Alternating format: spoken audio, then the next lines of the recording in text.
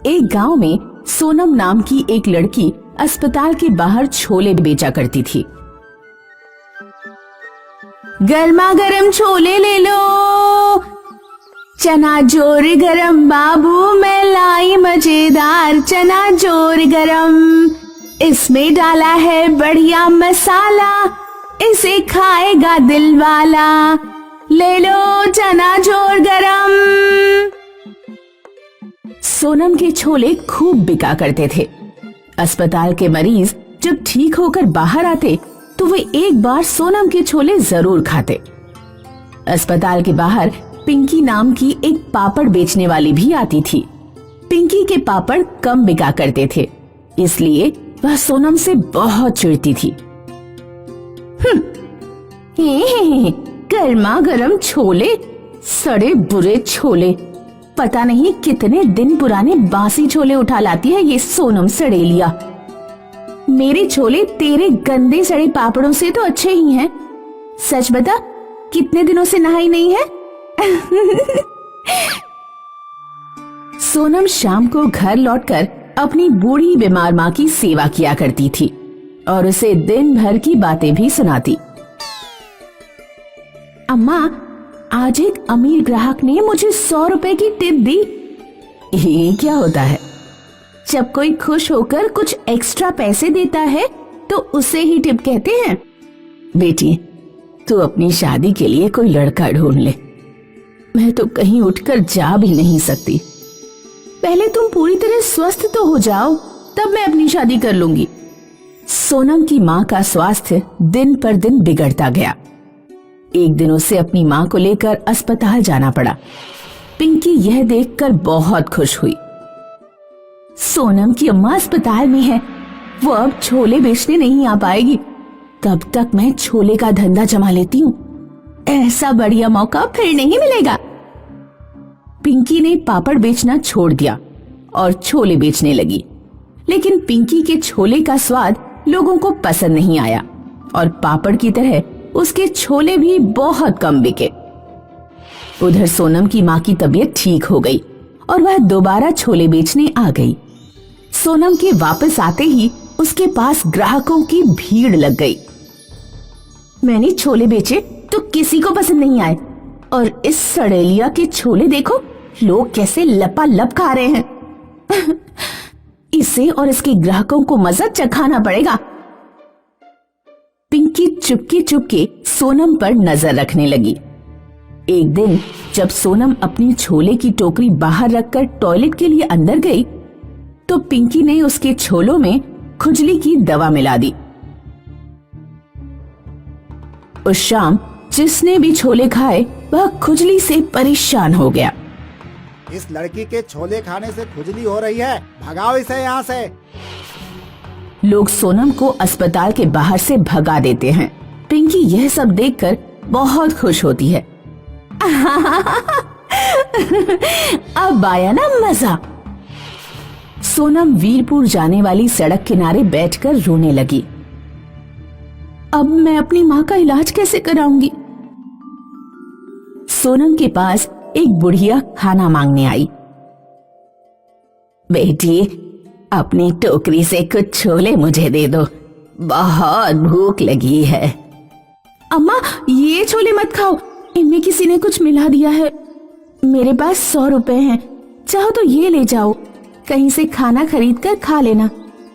सोनम ने बूढ़ी औरत को अपना 100 का नोट दे दिया। बूढ़ी औरत ने छोलों के ऊपर अपना हाथ किया, कुछ प्रकाश हुआ, फिर वह बूढ़ी औरत चली गई। सोनम खुजली वाले छोले लेकर घर पहुंची। उसने सारी बात अपनी माँ को बताई। ला, एक चम्मच छोले मैं खाकर देखती हूँ, पता लग जाएगा कि इससे खुजली हो रही है या नहीं। माँ ने एक चम्मच छोले खाए। छोले खाते ही सोनम की माँ एकदम स्वस्थ हो गई। बेटी, मैं बहुत अच्छा महसूस कर रही हूँ और मुझे कहीं खुजली भी नहीं हो रही है। लगता है तुम्हें जरूर कोई गलतफहमी हो गई होगी। तुम इन्हीं छोलों को कल दोबारा बेचने जाना।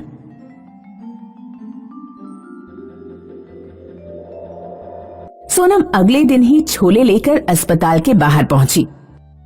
अस्पताल के बाहर ये बात फैल गई कि एक लड़की जादुई छोले बेच रही है, जिसके छोले खाने से कोई भी बीमारी ठीक हो जा रही है। सोनम के पास रोगियों की भीड़ उमड़ने लगी। लोगों ने उसे 2 गुने 3 गुने पैसे दिए और छोले खाए और सभी स्वस्थ होकर अपने घर लौट गए। पिंकी को भी यह बात पता लगी। जादुई छोले, ये क्या पागलपन है, जरा मैं भी तो खाकर देखूं। पिंकी ने भी सोनम के छोले खरीदे।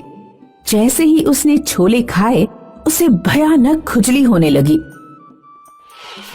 अरे अरे अम्मा, मर गई रे, ये क्या हो रहा है? हर जगह बहुत खुजली हो रही है।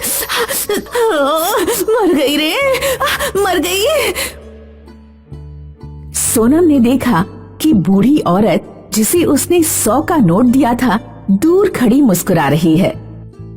सोनम समझ गई कि जादुई छोले उसी बूढ़ी अम्मा का चमत्कार है। बूढ़ी औरत पिंकी के पास गई और उससे बोली, क्या अब भी तुम कभी दूसरों के सामान में कोई उल्टी सीधी चीज तो नहीं मिलाओगी? अगर तुम वादा करो तो मैं तुम्हारी खुजली ठीक कर दूं। हाँ हाँ हाँ, मेरी खुजली जल्दी से ठीक करो। मैं वादा करती हूँ, आगे से कोई शरारत नहीं करूंगी। औरत पिंकी को ठीक कर देती है और गायब हो जाती है। माँ, चिंता मत करो, मैं अभी किसी को मदद के लिए बुला कर लाती हूँ। दीपू, तू 5 मिनट माँ के पास ही बैठ। हाँ दीदी, ठीक है। सरिता भागती हुई पड़ोस के विक्रम के घर जाती है और जोर से दरवाजा खटखटाती है। विक्रम अंकल, दरवाजा खोलो प्लीज। विक्रम अंकल, दरवाजा खोलो प्लीज। विक्रम अंकल। 2 मिनट बाद विक्रम दरवाजा खोलता है। अंकल, मम्मी अचानक से बेहोश हो गई है, प्लीज आप चलकर मदद करो। विक्रम और सरिता दौड़ते हुए सरिता के घर पहुंचते हैं। सरिता की मम्मी अभी भी बेहोश होती है और सरिता का छोटा भाई दीपू रोते हुए उसके सिर को सहला रहा होता है। विक्रम जल्दी से एम्बुलेंस बुलाता है और फिर सब लोग हॉस्पिटल पहुंचते हैं। वहां सरिता की मम्मी एडमिट हो जाती हैं। सरिता एक बेंच पर बैठी होती है, तभी उसके बगल में विक्रम आकर बैठता है। सरिता, तुम ठीक तो हो ना? अंकल, मम्मी को ठीक होने में कितना समय लग जाएगा? डॉक्टर ने कहा है कि तुम्हारी मम्मी को दिल का दौरा पड़ा है, उसके दिल का ऑपरेशन करना पड़ेगा और 1 महीने तक एडमिट करके रखना पड़ेगा। अब हम क्या करेंगे अंकल? मैं तुम्हारी पूरी मदद करने की कोशिश करूंगा, पर ऑपरेशन बहुत महंगा है और इतने पैसे तो मेरे पास भी नहीं है। डॉक्टर आज ही पैसे जमा करने को बोल रहा है, वरना वो इलाज शुरू नहीं करेगा। पर हम पैसे कहाँ से लाएंगे? सरिता और विक्रम मिलकर भी ऑपरेशन के लिए पैसे नहीं जमा कर पाते हैं और डॉक्टर सरिता की मम्मी का इलाज नहीं करता है। सरिता की मम्मी घर पर आ जाती है, पर अगले ही दिन उन्हें फिर से दिल का दौरा पड़ता है और उनकी मृत्यु हो जाती है। सरिता अब इस दुनिया में अकेली हो जाती है और उसके ऊपर एक छोटे भाई दीपू की जिम्मेदारी भी होती है। वह नदी के किनारे बैठकर अपने परिवार के बारे में सोच रही होती है। समय कैसा खेल खेलता है। 1 साल पहले हमारा हंसता खेलता परिवार था, कितने खुश थे हम। पापा रात को ऑफिस से आते थे, हमारे लिए खिलौने लाते थे और माँ स्वादिष्ट खाना बनाकर रखती थी। मैं और दीपू खूब लड़ाई करते थे और वो हमें डांटती थी। हम सब मिलकर खाते, हंसते और घूमने जाते थे। मेरे पापा की मैं लाडली थी, पर उस रात सब बदल गया जब पापा की सड़क हादसे में मृत्यु हो गई। अब इस दुनिया में मेरा दीपू के सिवा कौन है? पर मुझे हिम्मत बांधनी होगी और दीपू के लिए जीना होगा। हमारे पास तो बस अब हमारे माता पिता का घर ही बचा है। सरिता अपने घर पहुंचती है तो वहां देखती है कि दीपू घर के बाहर खड़ा रो रहा होता है। क्या हुआ दीपू? विक्रम अंकल कहाँ है? वो तो तेरी देखभाल कर रहे थे ना? तभी विक्रम घर के अंदर से कुछ पेपर्स लेकर आता है और उसे सरिता को पकड़ाता है। ये लो तुम्हारे घर के कागजात, यह घर अब मेरा है और तुम दोनों यहाँ नहीं रह सकते। चलो अपना बोरिया बिस्तर बांध लो और यहाँ से निकल जाओ। सरिता को अपनी आंखों पर विश्वास नहीं होता। वह विक्रम अंकल पर विश्वास करती थी, पर उनकी मजबूरी का फायदा उठाकर विक्रम ने सरिता के घर को अपने नाम कर लिया था। सरिता और दीपू अब बेघर हो चुके थे। सरिता के पास कोई चारा नहीं था, वो अकेले लड़ भी नहीं सकती थी। वो दीपू को लेकर सड़क के किनारे बैठ जाती है। दीदी, मम्मी पापा कहाँ चले गए हैं? वह हमें लेने क्यों नहीं आते? वह हमें खाना क्यों नहीं देते? दीदी, मुझे बहुत भूख लग रही है। तुम चिंता मत करो दीपू, मम्मी पापा कहीं नहीं गए हैं। वह हमेशा हमारे साथ हैं और हमें देख रहे हैं, बस हमारे पास नहीं आ सकते।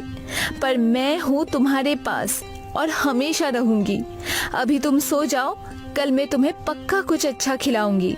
सरिता दीपू को बड़ी मुश्किल से सुलाती है। उसके बाद वो आसपास के होटल में खाना मांगने के लिए जाती है। सारे होटल वाले उसे भगा देते हैं। फिर वो रामधारी के होटल पर पहुंचती है। अंकल, 2 दिन से कुछ नहीं खाया है, प्लीज कुछ खाने को दे दो, प्लीज अंकल। ना जाने कहां कहां से आ जाते हैं रोज। जाओ यहाँ से, हमारे पास फ्री फुकट का खाना देने के लिए नहीं है, भिखारी लड़की कहीं की। तभी ये सारी बातें उस होटल का मालिक रामधारी सुन लेता है और वो आकर सरिता से पूछता है, क्या हुआ बच्ची, इतनी रात गए यहाँ क्या कर रही हो? मैं और मेरा भाई 2 दिन से भूखे हैं, प्लीज कुछ खाने को दे दो। ठीक है, अभी देता हूँ। तुम्हें शर्म नहीं आती किसी भूखे को ऐसे भगाते हुए?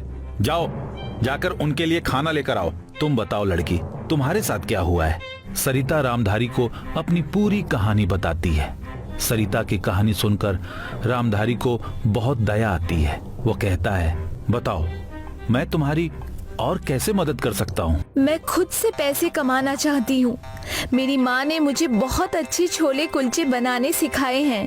मैं उसी को बनाकर बेचकर पैसा कमाना चाहती हूँ, पर मेरे पास ये काम शुरू करने के लिए पैसे नहीं हैं। अगर आप मेरी इसमें सहायता कर पाए तो मैं आपका एहसान जीवन भर नहीं भूलूंगी। रामधारी सरिता को कुछ पैसे लाकर देता है और फिर कहता है, तुम्हारी हिम्मत बहुत कमाल की है। तुम कभी भी अपनी जिंदगी में हार नहीं मानती हो। अपने माँ बाप को खोने और अपने पड़ोसी से धोखा खाने के बाद भी तुम खुद से अपना काम शुरू करना चाहती हो। मैं तुम्हारा पूरा सपोर्ट करूंगा। मैं ये सब अपने भाई दीपू के लिए कर रही हूँ। अगर वह नहीं होता तो मैं आज अपना जीवन का त्याग कर चुकी होती। मैं आपसे एक और चीज मांगना चाहती हूँ।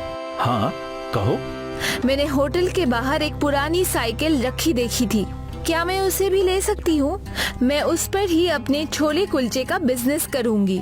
ठीक है, मैं उसे रिपेयर करा के तुम्हें कल सुबह दे दूंगा। इस तरह रामधारी की मदद से सरिता छोले कुलचे बनाना शुरू करती है और उसे साइकिल पर बेचना शुरू करती है। वो अपने छोले कुलचे का नाम रामधारी छोले कुलचे रखती है और उसके छोले कुलचे बहुत स्वादिष्ट होते हैं और उसे खाने के लिए बहुत से लोग सरिता को अपने घर बुलाते हैं। रामधारी सरिता को तरक्की करते हुए देखकर बहुत खुश होता है और उसे सरिता पर बहुत गर्व होता है। सरिता रामधारी को अपने बड़े भाई की तरह इज्जत करती है और धीरे धीरे उसके सारे पैसे चुका देती है। सरिता जितने पैसे कमाती है उसमें दीपू को भी एक अच्छे स्कूल में भेजती है और उसे खूब पढ़ाती है। सरिता 28 साल तक साइकिल पर छोले कुलचे बेचती है और उसका भाई दीपू पढ़ लिख कर एक बहुत बड़ा ऑफिसर बन जाता है। दीपू सरिता को अपनी माँ के समान मानता है और अपनी सारी सफलता का श्रेय सरिता को देता है। दीपू के ऑफिसर बनने के बाद भी सरिता छोले कुलचे बेचना नहीं छोड़ती, क्योंकि इसी वजह से वो अपने पैरों पर खड़ी हो पाई थी। वो पूरे शहर में साइकिल पर रामधारी छोले कुलचे बेचने के नाम से मशहूर होती है और दूसरे शहर के लोग सरिता के छोले कुलचे खाने के लिए आते रहते हैं।